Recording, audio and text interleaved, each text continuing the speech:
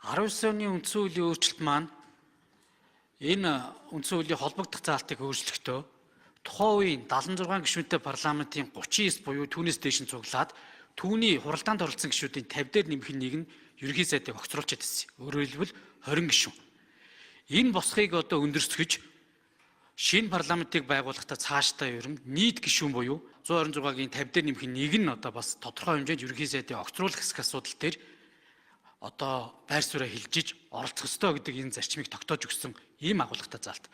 За хоёрдугаарт энэ заалтыг засахдаа засгийн газрыг огцруулах гэж байсныг ерөнхий сайдыг огцруулах гэж өөрчилсөн. Бас агуулгын хувьд.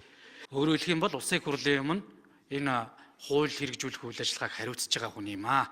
Иймд одоо ерөнхий сайд огцрохоор засгийн газар бүрэлдэхүүнээр огцордог зарчмын өрөөнд томьёол агуулгын хувьд ингээд өөрчлөх нь зүйтэй гэж үтсэн.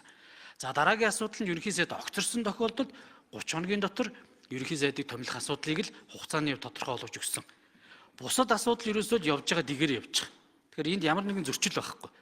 Энэ асуудал чи өөрөө эргээ эрхэлсэн байнгаараа орж байгаа. Төрийн байгуулалтын байнгаараа орлоо. Гишүүд маань санал байр сууриа хэлээд саналаа өгж байгаа.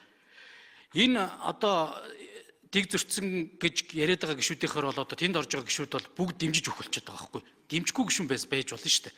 Тэгэхээр өөрийн байр сууриа хэлж байгаа энэ гишүүдийн олонхын байр сууриасаа шалтгаалж томьёол өөрчлөгдөж байгаа болохоос биш уг одоо 54 гишүүний гаргаж байгаа ерөнхий сайдыг огцруулах хэсэг асуудал агуулгын хувьд ерөөсөөр өөрчлөгдөг байхгүй.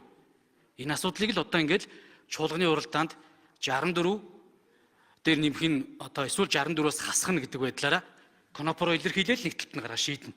Ерөөсөө л энэ